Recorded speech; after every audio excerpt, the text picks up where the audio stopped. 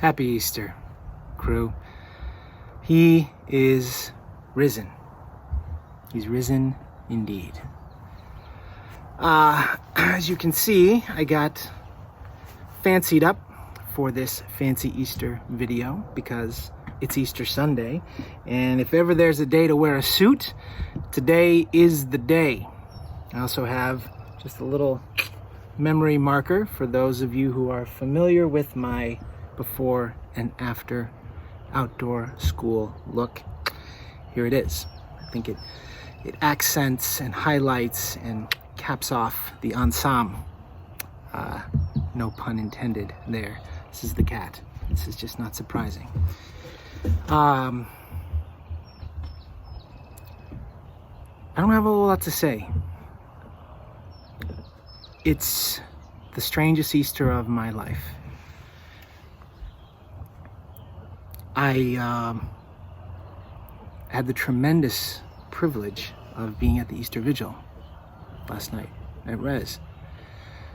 Father Steve asked if I'd be willing to do some of the readings because I'm an instituted lector by the church, and essentially that just means that there was a time when I was preparing to be a priest, and there are formal steps you go through on the way, and one of them is being instituted into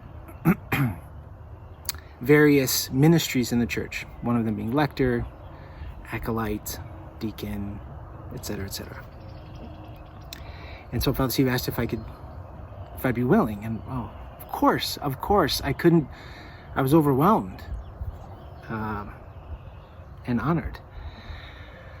But of course, I was a little nervous because I figured I would probably just start weeping, being there in the first place, and then having to get up and read. And on top of that, there was a wedding during the Easter Vigil. A wedding. I had no idea there was a wedding until I showed up and they were going through sort of wedding ceremony preparatory things, and I thought, well, I'm glad I took a shower and brushed my teeth. I did a couple of readings, one from Genesis, the story of Abraham and Isaac, and then the second one was from Isaiah 55, one of my favorite chapters in all of Scripture.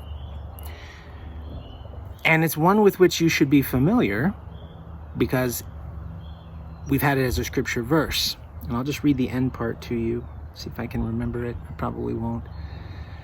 At least not the whole verse, or at least the whole section, but the section at the end of the reading goes something like this. For just as from the heavens the rain and snow come down and do not return there till they have watered the earth, making it fertile and fruitful, giving seed to the one who sows and bread to the one who eats, so shall my word be that goes forth from my mouth. My word shall not return to me void, but shall do my will, achieving the end for which I sent it. If you had occasion to watch the vigil last night, you might have noticed I got a little choked up reading that, in part just because I was there, but also thinking about the fact that no truer words were spoken than the Word made flesh, who came to earth to save us.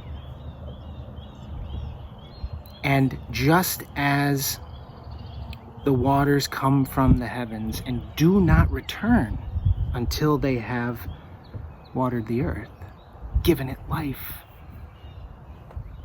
so too shall the word of the Father, the incarnate Word, Jesus Christ. So I just want to wish you all a very Merry Christmas. And that would not have been the first time in the last 24 hours when, meaning to wish someone a happy Easter, I wish them a Merry Christmas. I've been in quarantine too long. Please, if anyone out there sees this video, please come and save me. I'm being held against my will. but not my will. His will, right? If you haven't had occasion to dress up fancy, now would be a time to do it. I've seen some families out there who have taken on the occasion to dress up for their dinner meals. Mostly in my family, we're just hoping the kids have pants on. It's a 50-50. It's up in the air. It's really a coin toss. But maybe that's something that you can do this week to celebrate the resurrection. Definitely have dessert. Definitely. Definitely take naps. Definitely watch movies as a family. Wholesome, happy, healthy, holy movies. But celebrate. This is a time to feast.